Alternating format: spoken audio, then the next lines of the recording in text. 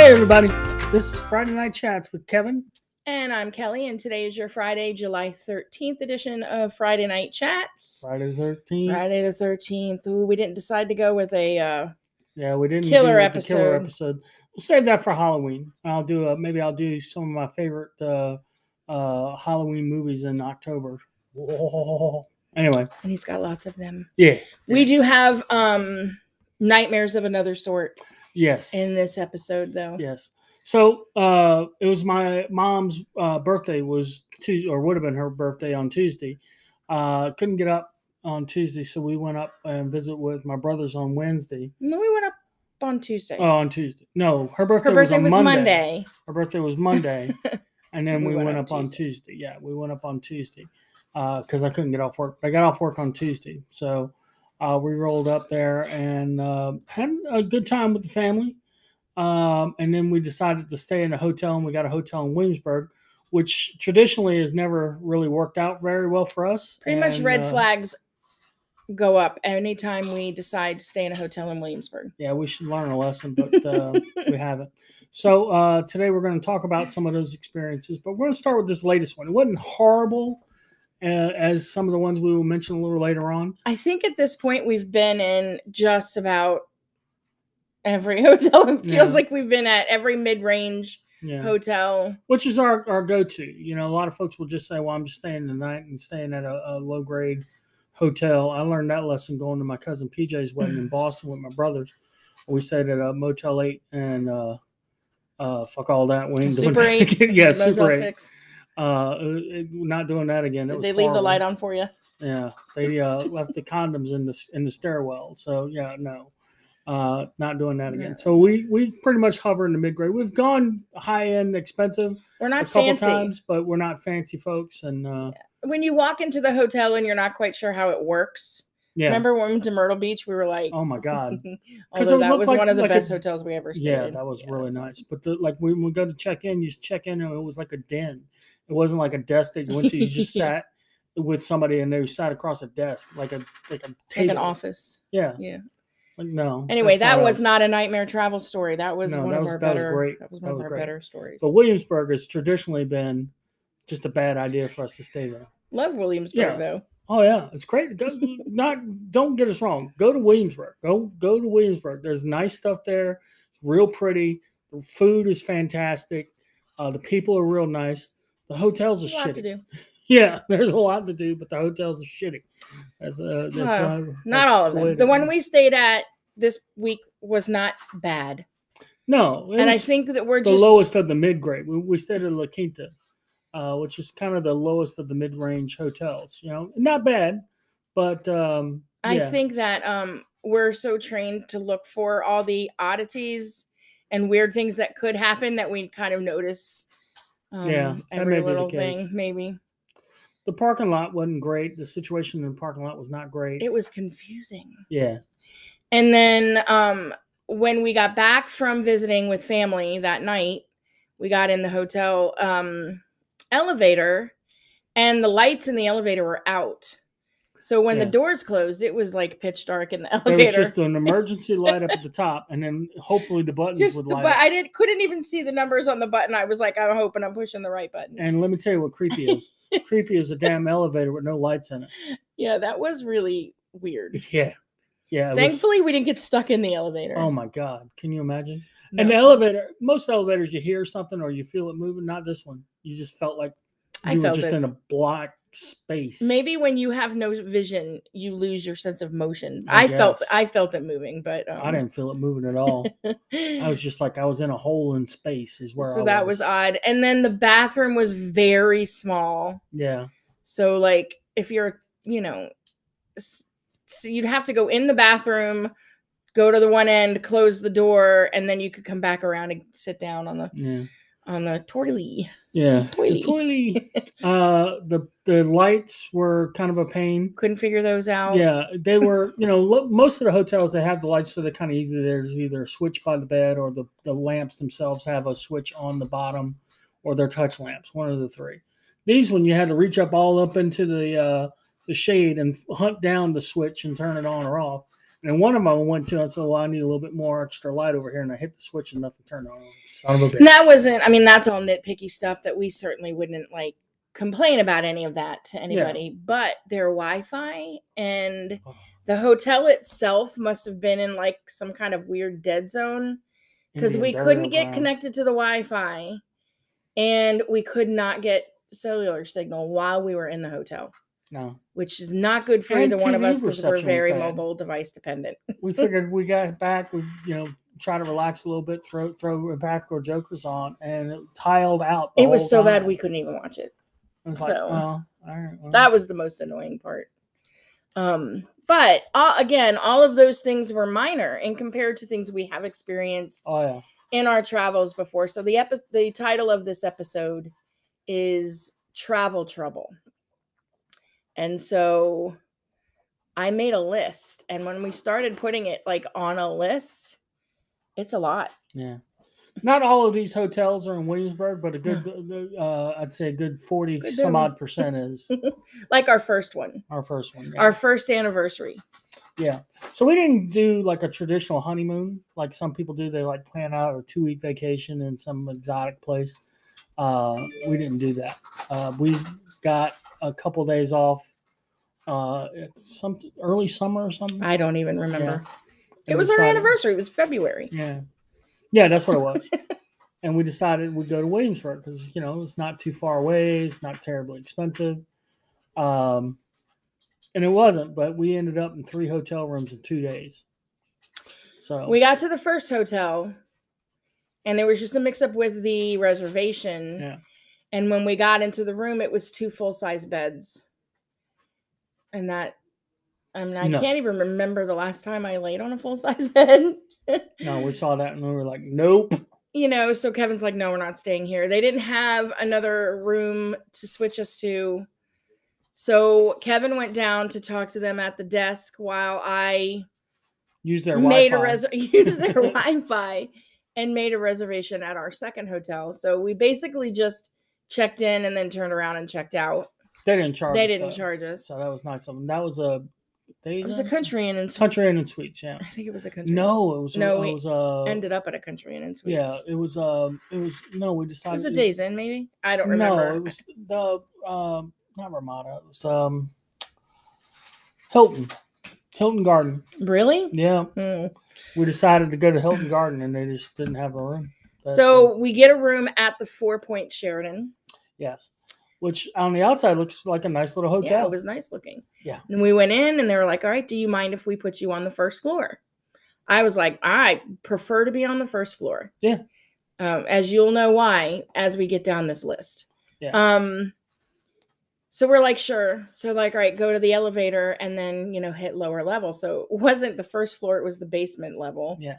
Where they put people who have brought their pets with them. So, and there happened to be, apparently Williamsburg was hosting this huge kids soccer tournament and they were all staying at the 4 Point Sheraton. So there was soccer kids and soccer moms and soccer parents and soccer balls being kicked up and down the hallway. But that wasn't as loud as the train that went by the window at 2:00 in the morning. Yes. And all the pets. That was apparently the floor with pets. And it smelled like wet dog. Yes. It was awful. Because the pool was right there too. And we were at the bottom of the pool. And the chlorine was hellacious. And the toilet had a crack in it. And it was like, what in the hell? Yeah. I don't remember that. So then we stayed that first night. And then the next day we were like, nope, we're going to try another place. Yeah. And that's when we ended up at Country Inn and Suites. Which consistently, whenever we stay at a Country Inn and Suites, it's pretty consistently good. And that room was good. Yeah. Did we stay there for that second night? Yeah, we just stayed there that second night. And then we were heading home anyway. But so 3 hotels, all in the same city, in 2 days. Yeah. That was our inaugural. Still, all in all, it's a good trip. We went around, did a little bit of light shopping, had an awesome dinner at the Aberdeen Barn. He remembers details I do not remember. Oh, I remember that night. The best thing I remember about that night was the waiter with the pitcher of water. They had it was a guy. I could barely speak English, but he spotted that you didn't have any water from 3 feet away and would launch water through the air, go right into your glass, and not spill a bit of it. It was crazy. It was like a trick. I don't even know how I did it. It was fantastic. I remember that. I just didn't remember it was at the same trip. Oh yeah, that was our first. It was our first anniversary, so we decided to spend a little money. That's true. I do remember on the and Aberdeen Barn's not cheap. It's good, but it's not cheap. All right, so you want to go to our next Williamsburg story? Sure. So our next Williamsburg story happened a number of years later. Decided to go back. We decided to go back. Didn't have any trouble. Well, I take that back. I was going to say we didn't have any trouble at the hotel, but that's when the fire alarm went so on. We had gone out to dinner at a pretty nice steak place. Yeah. Not Aberdeen Barn, but it was still pretty nice. And at the time, this was at the very beginning of my gallbladder problem. Yeah. And I was also having like reflux problems. A swallowing issue. Yeah.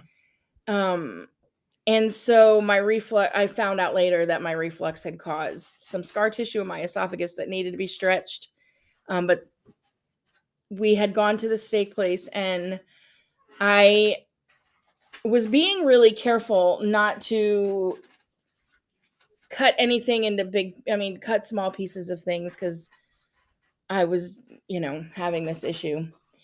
And that didn't help. I nearly died on a piece of steak.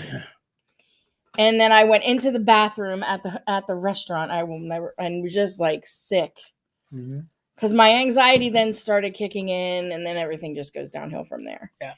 And so we get back to the hotel. I was like sick all night long. And it was like 3 a.m. and the fire alarm went off. And this guy right here, now I was awake because I was sick. He sleeps right through it. So the likelihood of me dying in a horrible fire at a hotel are pretty high. Especially if we're traveling together and in Williamsburg. So I wake him up and I'm like, the fire alarm is going off. We were on the third, fourth floor, something like that. And so he's like, oh my, all right. So we, run out of the room. My gut instinct kicked in and I hit the elevator button. And this some smart ass was like, elevators don't work in fire alarm. Yeah, jackass. So anyway, we go down the steps 3 a.m. in our pajamas. Yeah. And I'm like, let's just sit and wait in the car. And Kevin's like, I didn't grab the keys. Which was a mistake. So we're not heavy packers. We'll pack, particularly if it's a short trip, we'll just pack it overnight. And maybe a toiletry bag. We could have easily grabbed all of our shit and got in the car and gone home. Been done with it. But I didn't grab any of it. We walked down the stairs and I was so mad. Yeah, she was pissed. I was so mad because I was like, I'm feeling like crap. I was ready to just get in the car and drive home. Yeah. 3 a.m. I didn't care.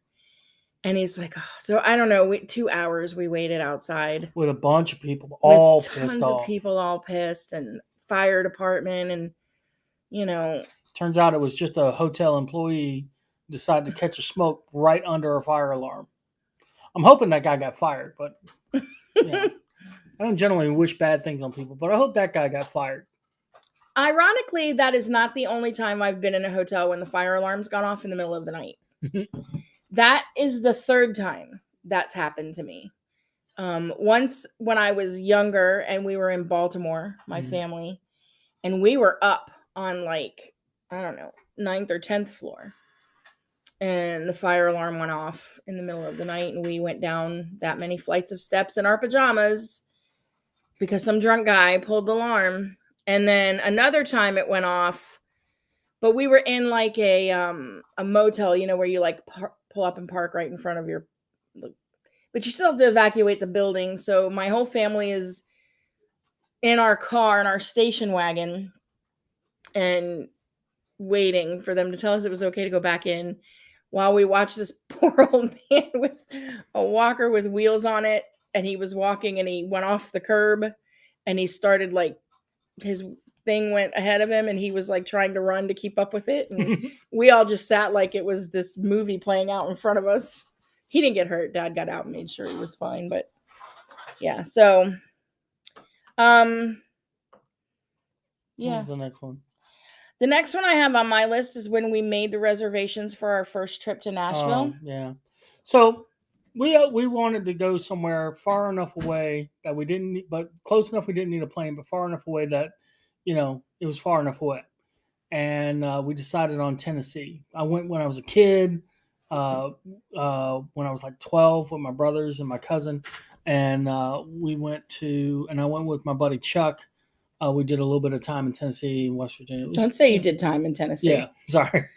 We took a little Don't get trip the up wrong there. idea. Yeah, I've never done time. But anyway, decided to go to Tennessee, check it out. And we planned out a nice long trip.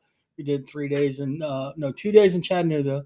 We were going to do 3 days in Nashville, and then we're going to do 2 days in Memphis, and then head to Georgia. Yeah, I think we've talked about this trip before. Yeah.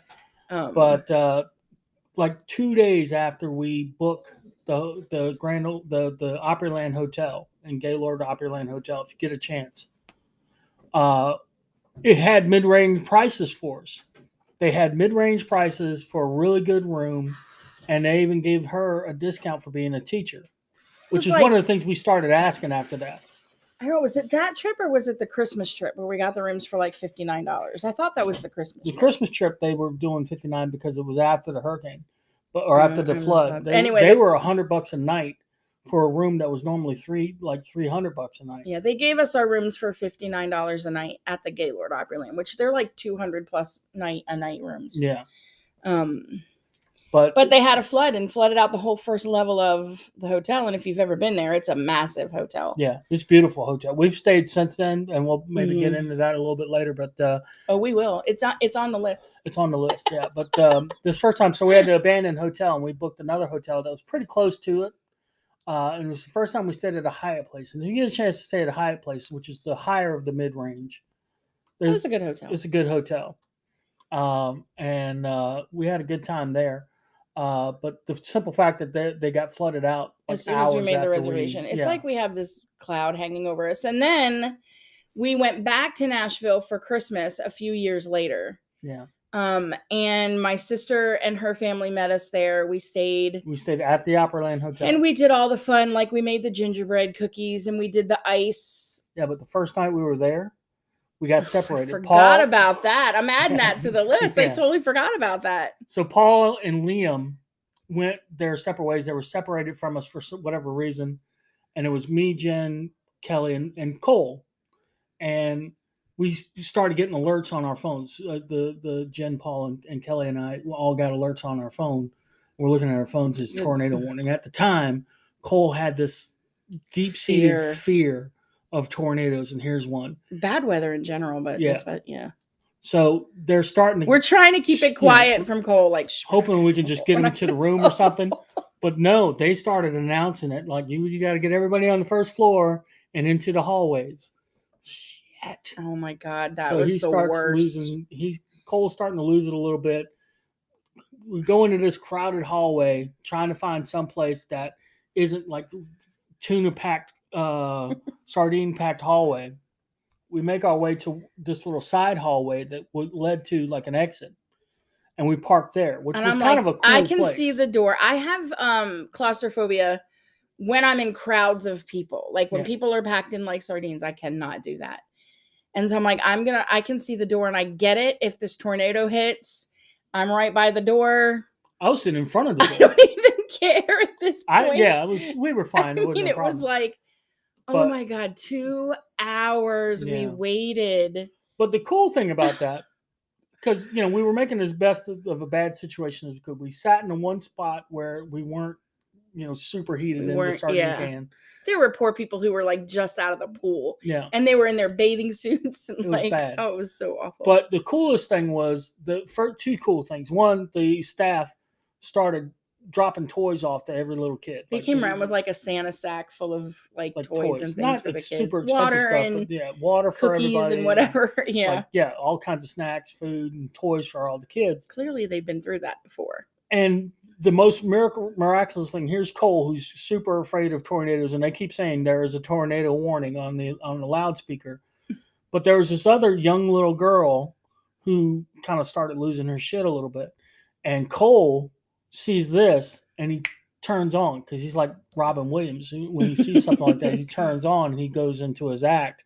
and he's starting to cheer the little girl up. So he's not thinking about the tornado. He's helping this little girl out. And I was like, that's the most awesome thing. This is the best possible thing that could have happened. And since then, he's not been afraid of tornadoes like that. Other than like us miserably sitting on the floor in the hallway. Yeah. For 2 hours and not being able to do any of the stuff we wanted to do that night. But later on in that trip, Kevin and I decided we were going to surprise my nephews with a limo ride around Nashville to look at Christmas lights. Yeah. And so the whole day leading up to this, we were like, oh, you know, we're not telling you. Like, they kept trying to get it out of us. And we get in this limo, and it was nice, you know. And nice stretch. We had little antlers and things on, and it was just really fun. And then the guy who was driving the limo really had no idea what he was really doing. Yeah. And he ended up pulling down a driveway of this private home. That was done up real nice. Like, we could have seen the lights from the street. There was no need for him to go down the driveway. But he goes down the driveway, which was a fairly long driveway. Yeah, I couldn't believe it. And I thought maybe, well, this maybe somebody like maybe this is part of the house tour or something. I don't know. No, this is just some dude's house. Then he tries to do a 3-point turn in the driveway to get back out. Yeah, but it was a 38-point turn. He could not do. And he smacked into their fence, like rubbing against this fence, like at least 6 times rubbing against this fence. We were in the car like, did he just hit their fence? Like, oh and my it just God. got more awkward because the people came out of the house was like. And we're like, don't get out of the car, don't get out of the car. So he finally gets out of that, and then he goes and he parks on the corner, and we're like waiting. We're just like sitting on the corner of this neighborhood. And he's, I guess, looking at his map or whatever. I don't know. We're driving around. Then he goes and he gets like hot chocolate and stuff out of the trunk for us. And then we get to this other place where we're like, we'll just leave it on the street. We'll get out and look at the lights. And Cole's like, look at the car. The whole side of the limo was scratched up. And he's like, take a picture. I'm like, we should find the picture and then put it. But we did take a picture. Right here. Cole was like, look. It was crazy. And that wasn't even the worst part of the night. No. So we're getting later and later in the evening, and we decided, you know, it's obviously he heading back towards town to drop us off. And next thing you know, I'm like, James, I think you cut a tire.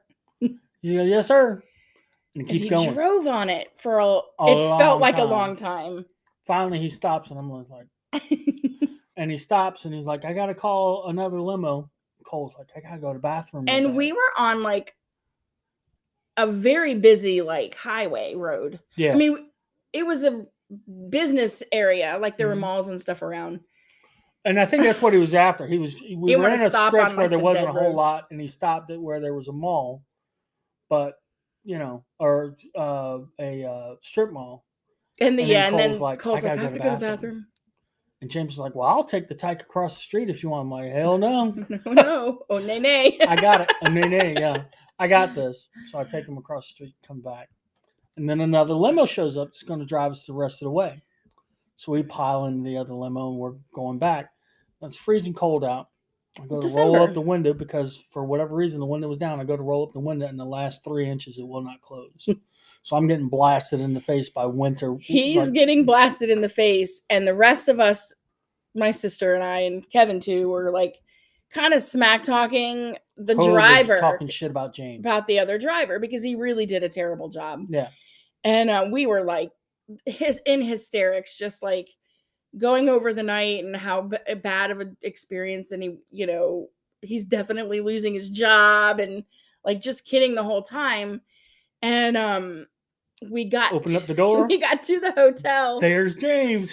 We thought the guy who was the driver of the second limo was driving us back, but no, that driver stayed with the limo that had the flat tire, and James drove us back to the hotel. Yeah. So whether or not he could hear us, there's no doubt he heard him. But we get out of the limo, and he gets out and asks for a tip. Yeah.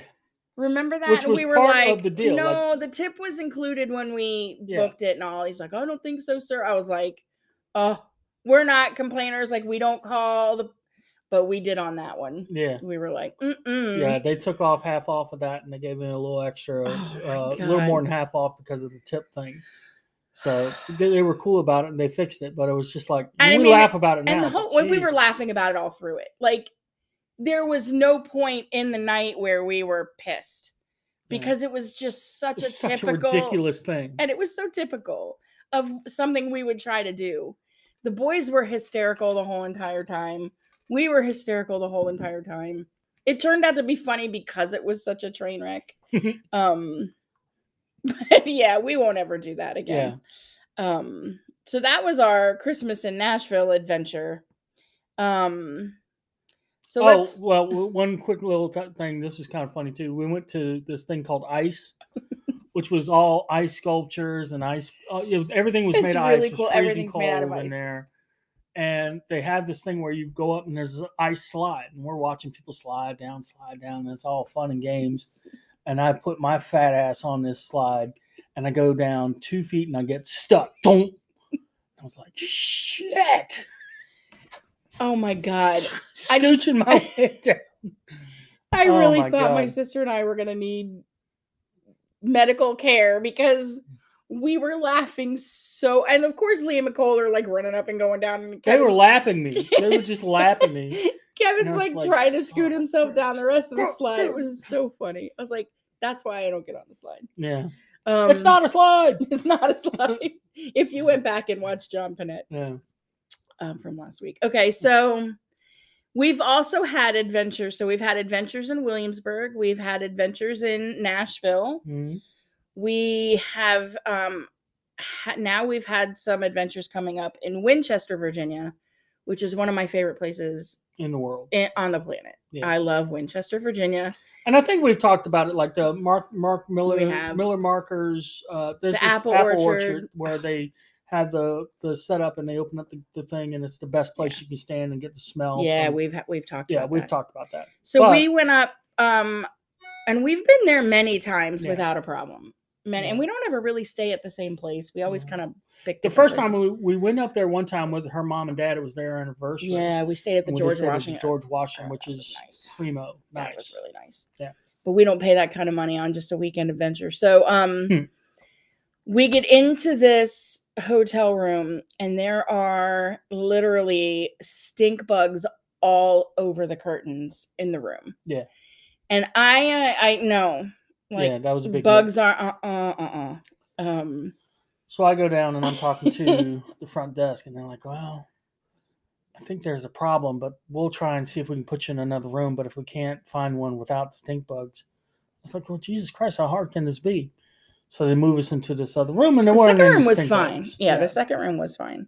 After you got that feeling of like every time you moved the curtain or the shower curtain, there wasn't. They were checking through your sheets and everything. They were all over the place. Just all over the place. Yeah. And then we went down Skyline Drive a little way. Drove that for a few hours, and then was it Stanton, Virginia? Yeah. We went and we stayed overnight there. And when we checked into that hotel, there was a sign saying that there's a stink bug and infestation throughout the entire western part of Virginia. So we were like, great. And they really were like, you'd get out of the car to like look at a scenic outlook, and you'd get back in the car and they'd be on your back. Like, we ended up having to like check our backs and everything before we got back in the car. It was really bad. I hope it's not like that when we go in October, because that really stinks. Yeah. I see what you did. So that's really the worst hotel experience we've had. We usually have pretty good luck in Winchester. Yeah. Just going down my list, the next one is our trip to DC. Oh yeah. Yeah. Well, yeah, we did a trip to Baltimore where we ended up in DC on the way home looking for gas that we couldn't find anywhere. Yeah. It was a nice hotel. There's only one little spot in Baltimore where you can stay without worrying about getting shot at. But we stayed at the pier, Inner Harbor. And I think we talked about it, but basically we had pre-ordered a this was just a couple podcasts ago. Yeah. We talked about this. Yeah, so we go back a couple episodes, you'll see that. But heading back, we're like desperate need of gas. So I'm driving along and I look up because some of the things were up on exits rise up, and then you see the shops up there. I was like, pawn shop, gun shop. Nope, not stopping there. So I go down a couple more exits, and I'm like, bail okay, bondsman. finally, here's there's nothing here. Let's turn here, and then we put into the GPS at the time, which at the time was a separate. Yeah, it was a Garmin. Yeah, and it's like telling me, take this turn, and then like here's the turn. Okay, turn now, and I'm like, shit. We've gone past. There were no gas recalculating. Anywhere. It kept saying recalculating. I'm like, we're going to run out of gas here in DC. Well, apparently, what it was Garmin hadn't updated. They had built National Stadium, and for whatever reason, DC closed down, like shut down all of the gas stations within 1 mile of the stadium. Why they did that, I don't know. That's just what the guy told us when we finally did find a gas station. And apparently, they're like New Jersey. You can't get out your car when you can't pump your own gas. I don't know if it's like that everywhere in DC, but it definitely was like that at that gas station.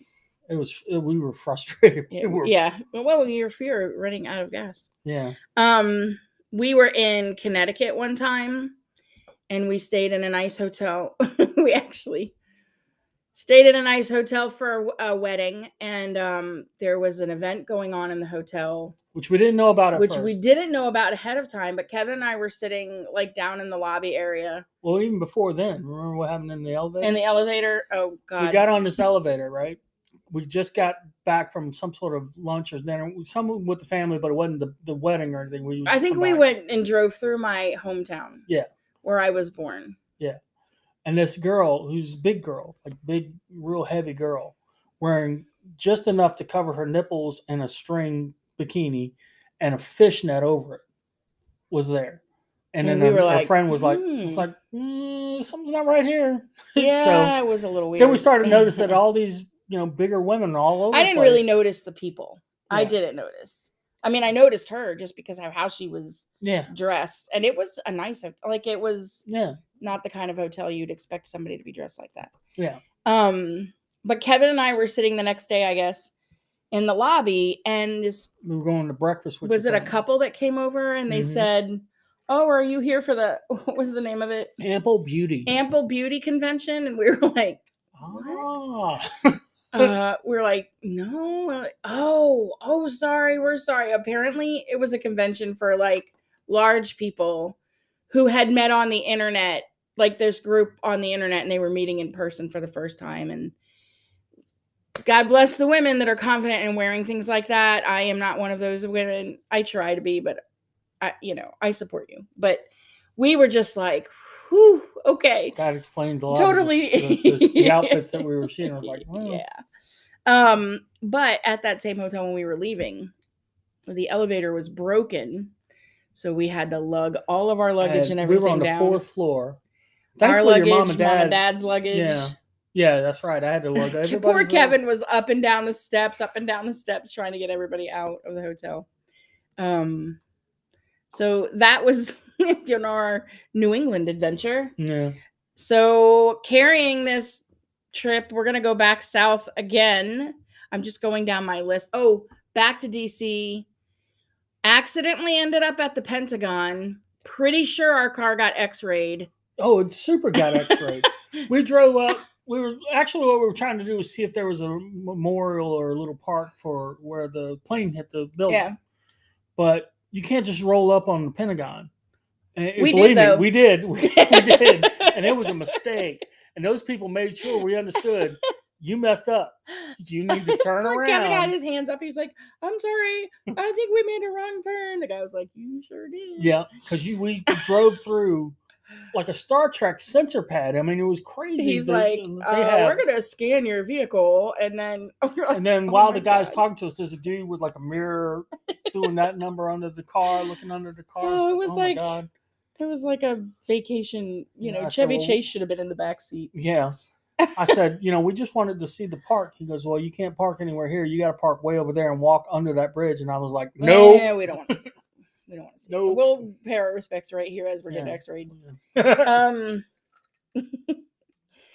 We did take a trip to Georgia one time to visit my family with my parents, mom and dad, Kevin and I. Trip was fine, but on the way back, Kevin was driving and the wheel fell off of our car on 85. Not just the wheel, it was like the axle and everything. Yeah, it was bad. Yeah. So Kevin thankfully had the wherewithal to not get us all killed. And we got off, just took the first exit and like barely like squeaked off the exit and rolled into this gas station. Yeah, it was a gas station, yeah. Excuse me. And we were like, oh my God, what's going to happen here? You know? So we're immediately on the phone. The mother-in-law's on the phone talking to AAA or the dealership or the warranty of the car, or whatever. And we're like, well, we have to still get home. And it was the day before school started or something like that. It was like Labor Day weekend. And I'm like, well, it's not like I could just camp out here in South Carolina and wait until the car is fixed. So we had to rent a car, but we had to get to the airport. Because that was the only place in this podunk town where you could get a car. Called for a taxi. And then because there were 4 of us and with all of our luggage, we needed to have 2 taxi cabs. So Mom and Dad went off in one and Kevin and I went off in the other. And I swear to God, the guy driving it was straight out of Deliverance or something. Oh, yeah. I was like, oh shit, we might get murdered. I literally was in the car going, we might not ever see Mom and Dad again. This is the guy that picked them up wasn't all that much better. They were Jesus Christ. There was a no smoking sign right above the ashtray filled with cigarettes. It was crazy. But somehow we got to the airport and we got a car. I'd never been so happy to get in a car in my life. It was a nice car too that we rented. Yeah. To get home. Crown Vic. But oh my God, that was the craziest. That was an adventure. Yeah. You're just better off not traveling with Kevin and I. We need to travel alone where we can, if we're pulling someone else into our web of destruction on our traveling adventures, then there's guilt on top of everything. A lot of times when we stay with a bunch of folks, it's not that bad. It's just, Well, we went to Corolla and we stayed with family, and Kevin took a header into the end of the checkout lane at the Food Lion. So what happened there was I was there with Jen, you and Jen. Mm-hmm. We went through the line. They're in front of me. I'm lagging behind. And I step on the little mat in front of the ice, which apparently had water under it. So it slipped out from under me. So I'm losing my footing. I'm heading towards aisle 3 checkout. Now, there's this Russian boy who's bagging groceries, senses me with spider sense or whatever, jumps out of the way. I smash head first into aisle 3 checkout. Shit goes everywhere, right? Boom! The thing nearly, like everything that he was doing blows up. I immediately push myself back up, and I'm standing upright going, Jesus Christ! The Skippy, the Wonder Russian, picks everything back up, and he didn't skip a beat. He's back to groceries, like bagging groceries. Well, to be fair, if you've ever been, so like the Outer Banks of North Carolina, Corolla, Nags Head, those areas that are really populated vacation places. Yeah, they do a lot of summer help from the overseas. Food Lions, though, or any of the grocery stores, you will wait in line for 2 hours. Yeah. It is not unusual to be waiting in line halfway down an aisle in the grocery store. So those people don't really stop for much. No. They just want to get people out. They got to get them out. So I'm just standing there like, oh my God, I can't believe that just happened. There's a manager talking to me, and they're like, what are you doing? Let's go. No, we were outside. Jen and I we were like outside. And Kevin comes up to us and he goes, I just fell, took a header in aisle 3 checkout. We were like, what? Like, we didn't even know what happened. So he's telling us the story on the sidewalk, and we're, of course, hysterical. And this kid comes walking up dressed up like an ice cream cone. And we're just laughing. And Kevin's like, what the hell's that guy dressed like an ice cream cone for? And Jen and I were like, what? No one's dressed like an ice cream cone. Totally messing with it. He was like, that guy was dressed like an ice cream cone. We're like, we don't know what you're talking about. Oh, it was so funny. That was also the trip where Jennifer called me out for having 2 different shoes on. I called you out. You called me out. That's right. You got pissed. He was on the 2nd floor of like an outdoor outlet mall. I was on the ground. On the ground floor. I'm outside. He leans over the railing and he yells, babe. And I look up and he's like, you're wearing 2 different shoes. I was like, mother. Some dude starts pointing. They were Crocs. They felt like the same shoe, but they were 2 different colors. Anyway, that was a great trip. That was a great trip. I'd do that again, but except for the aisle 3 checkout, man. If you get a chance to bash your head in the aisle 3 checkout. Maybe we can recreate it next year when we go with your family. Yeah. But we do have a Hatteras hotel story. There are not many hotels or places to stay on Hatteras Island. They're mostly vacation homes you rent. Yeah. But we went for Tabitha's graduation. Yeah. And the first one we went for Tabitha's graduation. That's where the house. The first of all, the hotel was in Salvo, and the one hotel they have is off of a little dirt road. And the GPS told us to turn, and there was a house that was clearly just on fire. Like it was completely burned out. It was like a shell of a home. And I was like, "This is where we're staying." Like, okay.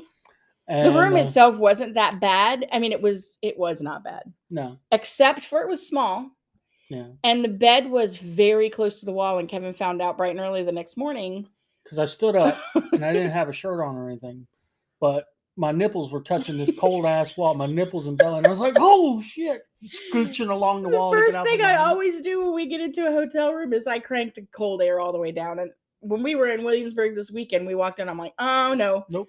It was like all the way cold. Then we went back out and when we came back, it was like cold. And I'm like, are you too cold? And he's like, no, I'm fine. But I like it cold. So the wall was like freezing. Kevin was like, oh my God. That'll wake you up in a hurry. Yeah. Oh my. We have had some adventures. That's right. We don't travel much, but when we do, we sure make them. We traveled a lot more when we were younger, but life gets in the way. So we're trying to get back into it, especially with the pandemic. It's since Dad got sick, we really haven't traveled very much. No. Because for a while, I didn't want to leave. I just didn't want to be away from home. And then the pandemic happened and you couldn't be away from home. And so now, we're kind of semi feeling okay. Yeah, it's getting although, back open things are ramping back up with the Delta variant, which I found out the Mayo Clinic put a study out that said the Pfizer vaccine is only 46% effective against the Delta variant. Yeah. And that does not make me feel good because I had the Pfizer. If you had Moderna, you have a better chance. It's 76%. Yeah. Well. So now I'm kind of like fighting the urge to go back into my bubble. Like I really feel like I just need to go back into my bubble right before it's time to go back to school. So I'm investing in some masks and I'm replenishing my hand sanitizer supplies for the classroom, and it'll be all right. It'll be all right. I'll stay masked. It's not a big deal. I don't mind being masked, so not a big deal. Yep. Keep myself and others safe.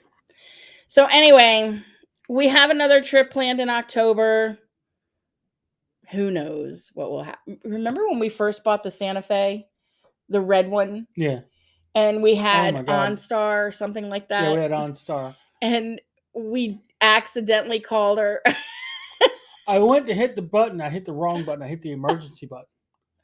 But we weren't apparently getting the signal, and I couldn't figure out how to turn it off. So we I was like, turn the whole car off. Shut the car off, got out, came back in, turned the car on, and somebody's like, hello? Like, hello? We're about ready to call for 911 assistance. Can anybody hear us? We're like, oh my God, no, we're fine. We just didn't know how to disconnect the call. She started laughing. Yeah. She's like, for future reference, just push the button again. We're like, well, of course. That's how you would turn it off. But I think some of that is just because there wasn't a signal. Because I love the mountains, but you're not going to get good reception up there. It doesn't matter. There's too much pretty stuff to look at. Yeah. Although I don't let Kevin look at anything while he's driving. Because Kevin's head turns this way and his hands turn that way too. We've seen deer up there, and then a couple of times we saw bear up higher up in the mountains and whatnot. That was cool. And we heard a couple talking about the bear they had to run from. Mm-hmm. And I'm like, well, you're lucky. There's people who hike. Luckily, we don't hike. Yeah. So lucky for everybody, we don't hike.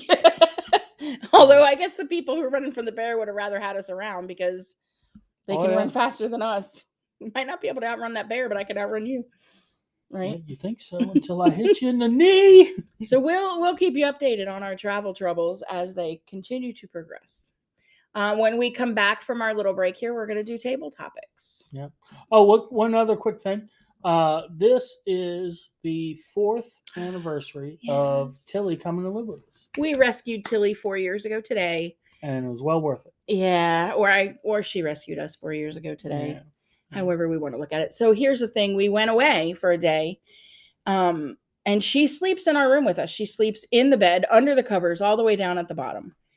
And so I said to my parents, Tilly's probably going to want to sleep on the bed with you. She's just a little thing, so it's not that big of a deal. Although she did break our Lazy Boy recliner. And the guy said, this is because of your 15-pound dog. So here we are, like, heavy people, and we didn't break it. Tilly did. So take that, little dog. But anyway, I said, she'll probably lay in the bed with you. And they're like, oh, okay. Nope. She slept in this room, and we're in the dining room, and she's got a little bed right here. She's sleeping in it right now on the floor. We call it her crib. She came in here and put herself to bed and stayed in her crib all night long. She won't do that when we're home. Nope. I have to deal with her at my feet every night. Look at her stretched out. Her ears are going like this as she's listening to me talk about her. But anyway, 4 years ago today, we brought Tilly into the house. And it was awesome. Best decision we ever made. She's been such a good dog. Yeah. Never once peed in the house. Pooped only one time on Grandpa. Never chewed anything up. She's just been so good. She has been. Yeah. All right. So we'll be back with table topics right after this.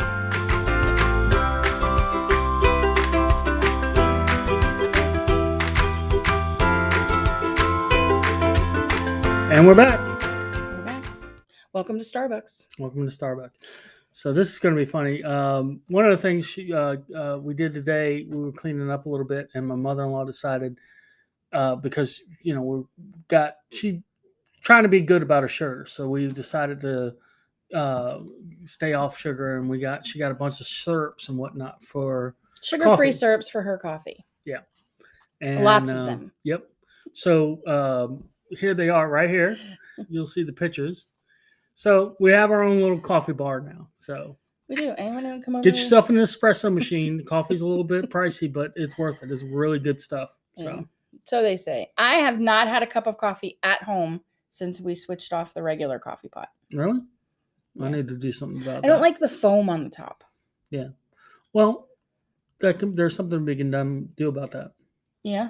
Take a spoon to it. Scoop the foam off. That's a pain in the neck. But even no, it's not really. It really isn't. Plus, you can stir it enough and it'll go away. It's just the foam's just there for a little bit. It's bitter. Yeah. Well, that's why the syrup's there. Okay, maybe tonight you can make me some while we watch Big Brother. All right, I'm on it. All right, so we are going to play table topics. So during the break, Kevin picked 5. I picked 5. We haven't looked at them yet. Great game. We've talked about it. You've seen it. It's good stuff. Good way to have conversations at the table. Okay. I always have to read the question first and then decide if I'm actually going to ask it. Really? Yeah. I draw the line as to what I'm willing to share. Okay. But this one is, what do you most appreciate about living in this country? Oh, well, for me, that's easy. I'm a big fan of liberty. And as much as I say that the government is... Sorry, I couldn't help it. Overbearing and whatnot, it's still freer than many, many other countries. So the average citizen has a lot more freedom than average citizens in most other countries. That being said, I mean, there are overreaches from government, and that and that can be debated up and down. But we are still a much freer country, and I think the greatness of our country comes from its people, not from its government. All the great things about America come from the fact that you step outside and look at your neighbors and talk to them, or when you're out and about and somebody holds the door open for you, or just says, hey, they notice something, trying to help you out for no reason at all. Things like that. That's just fantastic stuff. So I think one of the things, all of that I agree with. One of the things that I appreciate most about the country is something that's caused me the most stress about our country in the last few years. And that is that everybody's free to express their view, their voice, in how our country should go. Of course you vote, But you're voting for a politician, and you're voting for a politician. So they're there for whatever reasons. It's more about what happens at your local level. And you're never going to 100% support everything every politician is about. You just aren't.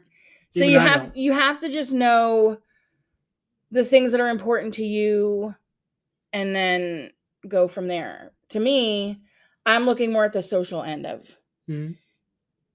just the fact now that this country is pushing for more equality and, pushing for equal justice and all of those kind of things.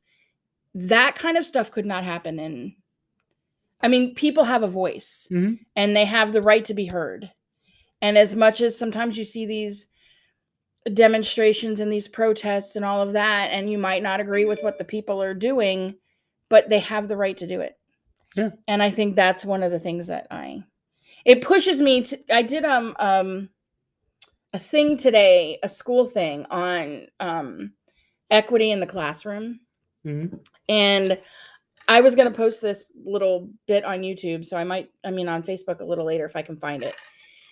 But it was just this little 1-minute video piece from YouTube. And it said, you can plant plants. And we know that all plants need sunlight and they need water. But not all plants need the same amount of sunlight or the same amount of water. So if you have a cactus needs lots of sunlight, but very little water. Tulips need moderate light, moderate water. And then things like ferns don't need much light, but they need a lot of rain. So you wouldn't necessarily plant those three things together. Right. Because you can't tend to them all in the same way. Your classroom is the same. Every kid has different needs. And so what might work for one kid or what needs one child might have, whatever they're coming to us with already, the child sitting right next to them might not have that. And so it's my job as the teacher to figure out, well, okay, this kid has this, this, and this. I don't need to worry so much about teaching these lessons. And I'm not talking about academics here. I'm talking mainly social, emotional kind of things. Yeah. But you have to look at them as individuals focusing on at that young age. And say, let's look at what they're coming to me with, because their experience in life so far might be very different than anything I experienced in my life. So people who are a different race than I am, or who have a different or a different religion than myself, or who identify their gender identity is different than mine, or their sexual orientation is different than mine, or maybe they grew up in a 1-parent household and I grew up in a 2-parent household, or maybe they have mom who's a stay-at-home mom and dad works, but both of my parents worked. So there's all of these differences that you bring to your environment. And the fact that this country pushes so hard for everybody's voice to matter. And we're starting to realize that equality doesn't mean everybody gets equal treatment.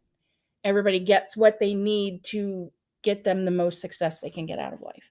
And so I look at other countries that don't do that. I'm thankful to live in a country where I can have those ideals and there you go, express them. Lately it's gotten scary because people get crazy. They scream and yell and threaten, and it shouldn't be like that. You should be able to listen to people who have a different opinion than you and appreciate that they have a different opinion, because they're coming to you with different experience and perspective. Yeah. You have to be able to widen your lens. There you go. And thankfully this country lets us do that most of the time. All right. My turn. Sorry, I got on my soapbox there for a minute. Sorry. Who's the scariest movie villain of all time? Are you kidding me? Wow. I did not look at this. I swear to God. We specifically decided we were not going to have that. I know. All right. Scariest movie villain? For me, wow. Is this your question? Yeah. Well, who's the scariest movie villain? For you. For me. Yeah. I had to think on it for a minute. Yeah. Now you would think I would go with like the slashers, the Voorhees, the Michael Myers, those guys. The movie that the villain scared the shit out of me, the absolute shit out of me, was Rebecca De Mornay in Hand That Rocks the Cradle. Hand That Rocks the Cradle. Like, that was just straight up crazy. She didn't do anything supernatural. She was just a woman on a crazy revenge trip and just killing folks for revenge. It was crazy. And to this day, it was like, a lot of people will go with Glenn Close and Fatal Attraction, which was bad. I was just thinking about. But Rebecca De Mornay and The Hand That Rocks the Cradle, watch it. It is eerie. And, oh, my God. The one that popped into my head first was Hannibal Lecter, Silence of the Lambs. Actually, is it Buffalo Bill, the other one in that movie? Yeah. He might have been a little scarier to me than Hannibal Lecter, just because Hannibal Lecter was locked up the whole entire time. Yeah. Right? But Buffalo Bill was not. And Hannibal Lecter had an air of he could conduct himself normally.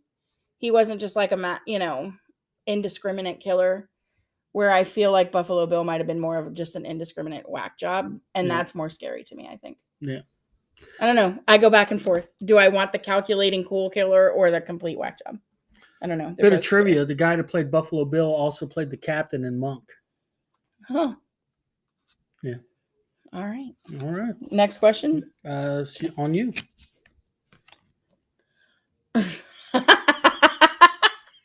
This will be a short one. Which was your favorite Super Bowl game? I can tell you my favorite halftime show. I don't give a shit about the game. Recently my favorite halftime show was Lady Gaga. That was crazy. She had an amazing show. That was, Katy Perry's was just too weird. The guy that did the last Super Bowl. Weekend? Yeah. I felt like people didn't get what he was doing. They didn't put all the pieces together. Because it was crazy. Yeah, it was a little bit odd. He spent a year doing stuff, developing this whole thing, and nobody got it. Nobody got it. Mainstream didn't get it. Yeah. So, you're done, This car just pulled up in front of the house, and I'm like, what does this lady want? But she's just delivering something from Amazon, but she's driving around in her own car. Crazy. What about you? I mean, I like to watch the Super Bowl. I couldn't tell you what my favorite game was. I like ones that are close. I don't like big blowout games where one team's just dominating over the other team. I like it when it's suspenseful right to the end. I like those kind of games. There was one recently that, a couple Super Bowls ago. Yeah. I like that Tom Brady. I was just going to say, I took a little interest in the Tom Brady thing last time. Yeah, because he won it with a new team. The dude's the GOAT. You can say what you want about Tom Brady, and there's a lot of folks that are going to get pissed. But I don't know anything about football, but I do know that out of the last 20 Super Bowls that I've seen, he's been in most of them and won most of them. So freaking TikTok video with Tom Brady where he has these it stands up like this, and there are these two spinning wheels. Yeah, and you put a football in it, and it kicks the football out, and they try to practice catching it. This dude was throwing his football in it, hitting it every time, and then it was spitting the football back out at him. And he was a far distance away.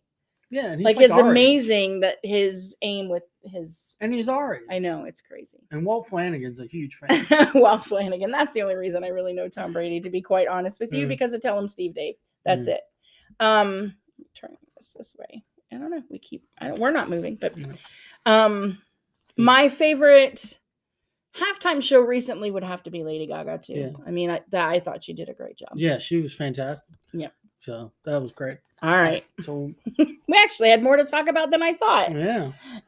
What stories did you hear from your parents and grandparents about living through the Depression? My parents did not live through the Depression. Yeah, mine didn't either. And my grandparents, I was not very close to my dad's parents. We didn't live near each other, and I saw them, but we didn't have deep conversations. I was young when both of them died. My mom's parents, we just never really talked about it, but I have heard many stories from my mom and dad about what life was like when they were growing up. And they had a very different childhood. So my dad grew up in Brooklyn, New York, in a very Catholic family, lots of siblings. I think there were 9 or 10. Mm-hmm. And then he was second to the youngest of them.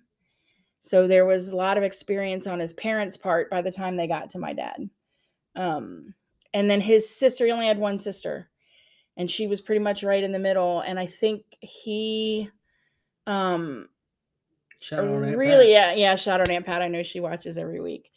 I think that dad really depended on Aunt Pat more in a mother role than and I don't want to say my grandmother wasn't like his mother. She was, but my Aunt Pat really looked out, I think, for my dad a lot. Probably, yeah. And my dad had asthma, so he was sick a lot as a kid. But like his stories of just jumping on the bus and jumping on the subway and the games they used to play and things they used to do to the neighbors, and like those are things that, and it may be in the city, in big cities, kids still live that type of life. I don't know. I doubt it.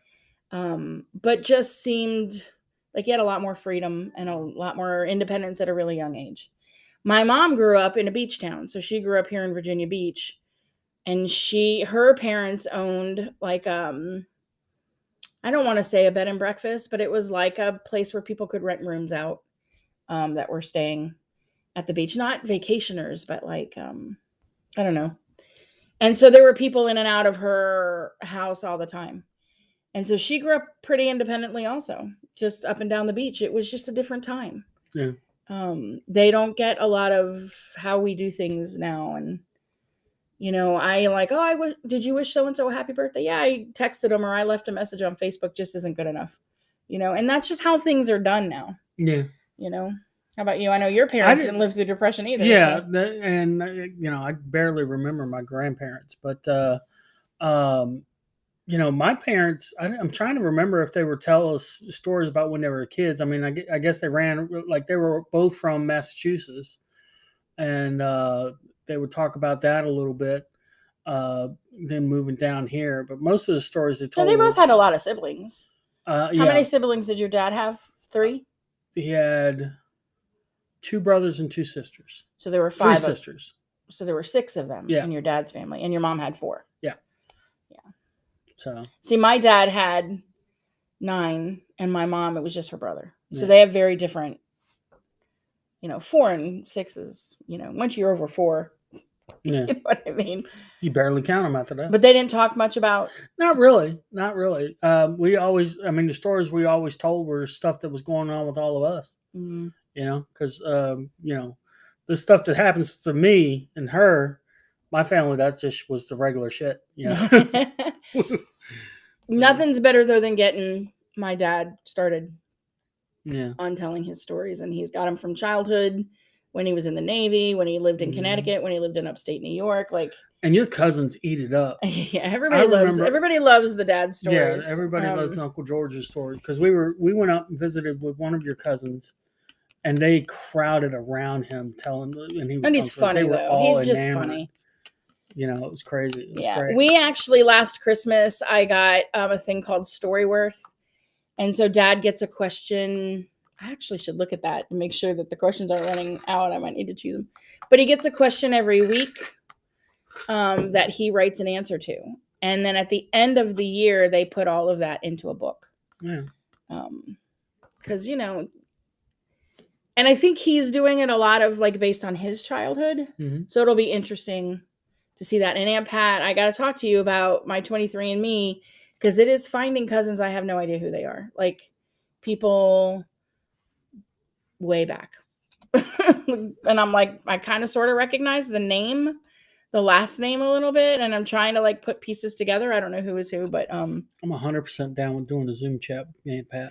Yeah. 100%. I need to print the little tree off, because some cousins that I do know, some of my first cousins popped up on there. Which is really weird. It's just weird. But anyway. So, yeah. We could be here all day with those stories. Yeah. Okay. Whose life do you find inspiring? Ooh. Huh. These are questions we should think about before we get on the air. Yeah. Well, I mean, you always hear about people that have like the rags to riches stories and whatnot. And, like them or not, you look at somebody like a Jeff Bezos who came pretty much from nothing to being he's probably going to end up being the first trillionaire. It's great. I mean, he's not, he may not be the most morally adept person. I don't know. There's a lot of folks you hear. There's so many biographies of people that their struggles and eventual success. So I think just anybody who has that type of story, that's good. Just for me, a surface thing, not surface really, but not like a deep soul searching like type of whose life am I mostly inspired by. But I do work with Color Street, and the founder of Color Street, when you listen to his story, same thing, is just very much rags to riches. Amazing, because he came from Korea, came to the United States to study music, and I mean, he was such a bad singer. Oh no, he's not. Yeah. Well, he got off onto a different path. Thank God. And really tried to create a product for women to do their nails quickly, not using wet nail polish, and never gave up on it. Like, he invented the process. Then he learned about machinery and making machines, and he built the machine to do it. And then he learned about packaging, and he built the packaging machines. And the first offer for his company he had, L'Oreal or somebody offered him $14 million for the company, and he turned it down. He said, nope. And he's like, no, I can do more. I have more to do with this company. And so now he's worth, God knows how much. They make so much money. And they've just gone international into Canada. And like, here's a guy that just was going to sing opera. And because he saw a woman painting her nails in a taxi cab, just had an idea and went with it and never gave up on it. That's pretty inspiring. Yeah. When you're willing to put everything on the line for a company that you're building. I mean, his wife and his kids, and he put it all on the line and refused to give up on it. And a lot of people won't do that. So most people would have taken the 14 million and been like, see ya. But that's most of the people, like we watch Shark Tank, and Shark Tank, inevitably, most of the episodes are going to have people in there that they believe in their product, and they want to make some money, but the bigger thing is they want to be, they want their product to be in everybody's home, and they think it's because they will help these people. And some of their stories are like that. It's amazing. It's like you see a need and you fill it. That kind of stuff is great. But even with Color Street, they give so much money to charity. Yeah. And they do charitable things. Every month is something different. And the amount of money he's given to charity has been amazing. But not like getting away from the money and all of that. That's inspiring. But like lately, I've been following a couple of kids who are dealing with cancer, watching them as they go through cancer and how they get up and face life every day. Like, that's to me inspiring too. Yeah. Because they're facing fate way worse probably than I. Your dad, even just with the way people manage themselves through those situations is inspiring to me too. So, all right, was that your question or mine? That was you. That was me. So you're next. Would you rather have a great wardrobe or an amazing car? I have an amazing car. I love my car. We have the Santa Fe that we bought, and I love it. It has every bell and whistle we ever wanted. So we're pretty happy with it. Yeah. So as far as a wardrobe goes, what are you talking about? Look at this. As long as he has Marvel t-shirts, he's good to go. Yeah. So, I got a variety. I got some DC. I got some Jurassic Park. We Parks. just cleaned out our closet, or not even our closet. We haven't done that yet. But we just cleaned out one of the dressers. And Kevin's like, all right, no shit assessment on these t-shirts. And he has so many t-shirts. I was like, holy crap. Yeah, there was a bunch that were like super faded. Or he's lost weight and they're just too big and baggy on him. So we gave a lot to Goodwill. And then like the ones that cut the deepest though, there used to be a company called Big Dog. And they made these real funny shirts. I think Big Dog is still around. They're just only on the internet nowadays. Yeah, maybe. But those shirts were always great because they were hilarious. But two, it's a high quality shirt for fat boys. They do last a long time. Yeah, because I've had a couple of these shirts, and they're not stretched out or anything. I've had them for a decade or more. So yeah, they're still on. They're still on the internet. Oh, well then. Merry Christmas, Kevin. Yeah. Now I know what to get you. But JCPenney's also got all the good comic book stuff or just pop culture stuff. Like they had I got a Jurassic Park shirt. I got Ghostbusters. That was another one. I would rather have a kick-ass car, though. Yeah, we got a kick-ass car. We do, but if I had an unlimited budget to buy a kick-ass car, it would be some big Cadillac Escalade or something. Oh, you want the big deal? Like a hot, yeah. Yeah. As far as the wardrobe goes, I don't get dressed and go out to fancy places. I am either in knit pants or jeans, or if I'm at home, I'm in, just stretch pants and a comfortable shirt. So it's not like I live a lifestyle where I need a huge, different, various wardrobe. And from what I hear, we'll be able to wear jeans much more at school this year too. That's awesome. I just bought myself 3 new pair of jeans. That's all I need. Comfortable shoes. I did buy a pair of Brooks running shoes to wear to school. Thinking about investing another $100 and however much dollars in another pair before I go back. Let us know in the comments. Do you guys want a fashion show or not? Yes or no? No. I don't care what the comments are. No. All right. That's you. Yeah. We haven't talked about this, I guess. What's your favorite fast food meal? Ooh.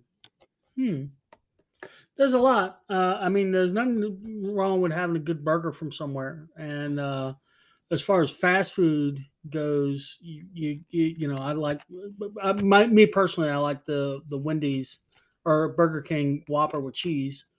But we don't ever do that. Yeah. Why have you never told me that before? That's your favorite? Yeah, for the burger. Dude. Yeah. But I don't mind eating. We don't ever go to Burger King. Never. Yeah. Well, because their sides aren't all that great. Well, we can do without the side. We can do without French fries. Yeah, that's true. But also, I like Arby's. I like Arby's. Went to Arby's today. It was not good. Yeah. We decided to try the crinkle cut fries, and if you get the chance, get the curlies because the curlies are better. Love a good crinkle cut fry. PMS Deli has the best. PMS Deli has a very good, very, very good. Shout out PMS Deli. Yeah, if you're local in Virginia Beach, it's out on London Bridge Road, Oceana. Yeah, you can. It's great. Great sandwiches, great everything in there is great. Yeah, so it's a good place. Yeah, their sunrise sandwiches so good. Yeah, the problem with them is that they don't open early enough for breakfast. Like they don't open till like almost 8 or 9 o'clock. And no, you got to open at like 6 to do a proper breakfast. I think my favorite fast food meal, like my go-to, is McDonald's. Yeah. Probably a Big Mac or the 2 cheeseburger combo. Mm-hmm. Those are probably my favorites. And I probably get nuggets. You get the nuggets a lot. Sometimes. But for you, it's about the fries. It's all about the fries at McDonald's. If I'm in the mood for... Sometimes I will go to McDonald's and eat the subpar burger just because the fries are so good. Yeah. And then other times I go and I just eat the better sandwich and whatever. But I tell you what, though, you talk about chicken sandwiches. You got the Lord's chicken from the Chick-fil-A. That's always good. But I actually like the KFC's chicken sandwich. That's a good sandwich. It's a good sandwich. So, and we tried Popeyes, but Popeyes, one, either they always run out of them. Or 2, their service at the Popeyes here is really bad. Yeah, it's bad. It's just not worth it. We know way too much about the fast food culture. Yeah. Obviously. Take a look. All right, you're next. My next. What percentage of your salary would you give up to guarantee that no one would ever be homeless? You could give 100% of your salary away. There's always going to be homeless. Okay, but that's saying if you could give up a percentage to guarantee there's no homeless people. Like, this is a hypothetical situation. Yeah. Well, I'd have to, I mean, it would be enough that I don't end up homeless. Yeah, I mean, this is a stupid question. This is not indicative of the stuff we usually. Okay, so people who live paycheck to paycheck can't talk about what percentage of their paycheck they're giving up because they can't afford to give up any of their paycheck. And plus, homelessness is such a dynamic and... I know, but these are hypothetical questions. Yeah, you have to put all that aside. You can't just throw money. If you could wave a magic wand and get rid of it by donating part of your income, what percentage would you be willing to donate? Well, if there was a magic ability for that, then they'd be fine with just 1%. Oh my God. So you just go up to Dr. Strange and like, hey, I'll give you 1% of my shit. And, if I gave up 20% of my income and was guaranteed there'd be no homeless people, I would do that. Yeah. But I would have to look at making sure I'm not giving away so much money that I can't afford to live either. Yeah. And like I said, we are not wealthy. We're not living with tons in savings and all of that. So we are paycheck to paycheck most of the time. So if y'all start sharing this and we get some sponsors, that'd be great. But yeah, up until then, it's our salaries. We're happy, plus and that's money. what matters. We're very happy. We have more than money. We have more than money. But as far as like how do you solve homelessness, there is no solving homelessness. Throughout history, there's always homeless people. Throughout the rest of history, there will always be homeless people. There's no way around. Situation. Don't read too much into it. It's like, people are like, well, we can fix this. No, you can't. There are certain things that are just always going to exist in the economics. And that's it. There's always going to be a percentage of people that are going to be living in poverty. I know I have experienced people who have made the choice to be homeless. Yeah. That does exist. I'm not saying that most or even most people who are homeless are in that situation. No. But I have known people who had a choice, were perfectly capable of not being homeless, and just chose to stay homeless. So, I mean, it's just all about how you want to live your life. Yeah. So, I don't know. If I could donate 20 or 30% of my salary and guarantee that no child has to live on the street, I would do it. Yeah. Okay. I mean, if I could afford to donate 50 or 70% of my salary, I would do it. I personally can't afford to do that. Jeff Bezos might be able to afford to do that. Yeah. Hey, Jeff, cough up the money. You're in California, they have a huge homeless problem there. Yeah. Just build rockets that ship them to the moon. Send them out into space on a dildo. Want to get fucked up? Kidding. Get it? Sometimes you got to think out of the box, Okay. If you could design a postage stamp, what would be on it? Waylon Jennings. Really? Yeah. Wow, that was you've thought about that before. Oh, yeah. I'd put Waylon on. I have my I would wage a certain amount of money that Waylon Jennings has bid on a postage stamp. I don't know. Maybe. I don't know. I don't follow the post office. I'm just going to look it up because she's got her trusty iPad handy. Yeah. Now that the postage is going up again. Yeah. And they're not going to be delivering as frequently to your home anymore. Let's see. Waylon Jennings postage stamp. Oh, by the way, I have stamps because I use stamps.com for my side business, and you can purchase stamps and put anything you want on them. So we could make you a Waylon Jennings postage stamp if you want. That might be the ticket.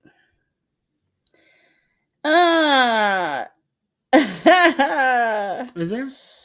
What's this? What? No. Why did that take me to Facebook? Hold on a second. It just says, Waylon Jennings, think it's due time the U.S. Postal Service created a Waylon Jennings stamp. There you go. Have you seen this before? If this is not the first time you've seen this? I swear to God, I've not seen that. That's pretty amazing. Mm-hmm. There's a whole movement, Kevin. Yeah. You ought to join them on Facebook. There you go. Yeah, I mean, he's an icon. He's a national treasure. So there you go. I don't know who. I would put Tilly on a postage stamp. Oh, God, great. I would totally do that. Yeah, you should do that for your business with the stamps. Yeah. I should customize my own shipping stamp. My own stamp. Why am I not doing that? I don't know. God, dang it. Dang. What am I doing next? All right, last question. Last question. This is going to be a long episode, folks. What's your favorite joke? So, We just actually, because of last week's episode, I made a huge playlist on Amazon Prime Music. Because I said I hadn't listened to much Mitch Hedberg. That was Kevin's pick. So he made a whole Mitch Hedberg playlist in the car. And I will tell you, there was one point I was laughing so hard, I thought my right eyeball was going to pop out. I really did. I was like, oh my God, my eyes are going to pop out. That was so funny. Mm-hmm. He was talking about when you see things on TV and you buy things and they're like, it's, $199.99 or 4 easy payments of whatever. He said, I can't do that kind of math that quickly. $50. He's like, I want to see 3 easy payments and 1 complicated ass payment. That last payment has to be in wampum.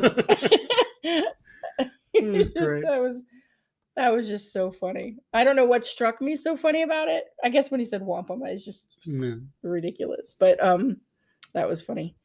My favorite joke. Probably something. My dad played a joke on me that lasted for years. Oh, yeah. Yeah, he told me when I was young about snapgrass, and I was in college when I found out that wasn't true. And you know how I found out? Because I had a conversation with some of my college peers about snapgrass, and they all thought I was an idiot. Yeah, I went home and I said, Dad, they'd never heard of snapgrass. And he was like, oh my God, that's not real. He used to tell me that it's this certain type of grass you could plant in your yard, and it would grow up to like 1 inch, and then the top would just snap off and you would just brush it like with a broom. You never had to mow your grass again. And I was like, why doesn't everybody use snapgrass? I don't know. I guess it's expensive. I believed it for years, until that fateful day when I looked like an idiot in a master's level education class, by the way. Mm-hmm. I was a freaking graduate student. Thanks, Dad. Look at this one little piece of hair standing straight. I remember a joke that I did. This is long before I met you. You'll recognize this when I start telling it. But I was working at Canon, and every morning I'd get there early, and I'd start getting my day together. And people would gravitate around my desk or whatever. And this one guy, I'm sitting there working, and he just gotten promoted to the business machines section, where there was only 6 people on the team. And they basically handled high-end machinery that for technical support for these things, commercial machines. So he's telling me that, oh man, they're taking us to dinner Friday night, and I just don't know, man. I've never been in this type of situation with a young kid, and I was like, well, there are worse things in the world than having the company buy you dinner, especially when they're footing the bill, you get expensive things. He goes, yeah, well, they're ordering expensive stuff. Some of them are already ordering filet mignon. And I said, well, yeah, that's good stuff. And he goes, I've never had it before. What is it? And I just kind of half irritated. You're pissing me off. You're telling me how they're basically giving you free filet mignon, and I'm eating Chinese maybe on the way home tonight. If I'm lucky. I'm like, well, they just it's bullcock. And he was like, what? And I said, like, yeah, it's bullcock. They just cut it, and then they, cut it in smaller pieces, wrap it in bacon. There you go. It's a delicacy. And then I got a phone call, so I had to turn around before I could tell him it was a joke. He walks away thinking I was 100% serious. That's how those snapgrass jokes happen. Later on, one of my buddies, one of our mutual friends, he goes, did you tell him filet mignon was bullcock? And I was like, oh, yeah, I was just fucking around. I wasn't even paying no. He totally believed you. Yeah. That was so great. To be surrounded by gullible people. Oh, it was great. He was pissed. He's like, I can't believe it. You can't lie. You don't usually lie that well. And I'm like, well. You got distracted with a phone call. Yeah. That is true. You don't lie well. No, I don't. I suck at lying. Kevin has kept one big secret from me. That was it. Yeah. My 40th birthday. 2. I thought you were. Our proposal. Yeah. Our proposal. Yeah, we've talked about that before. That I don't think debacle.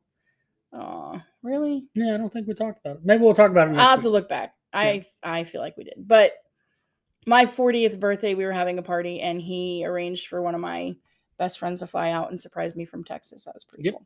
That was pretty cool. Yeah. And I haven't seen him since. Yeah. Been 10 years. Been 10 years. All right. That's so it.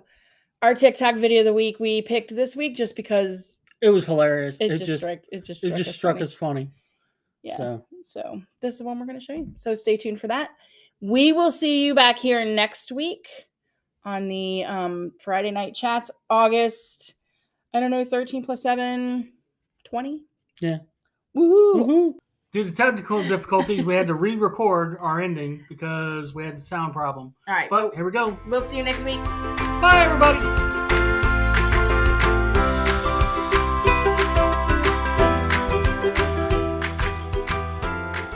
Okay, so I slowed this video down just a tad. I want you to watch this. This baby meets Jesus halfway through the storm, right there. He is praising Jesus right there. Now, I froze it right here. Look at that. This baby has seen the other side. He knows what's up.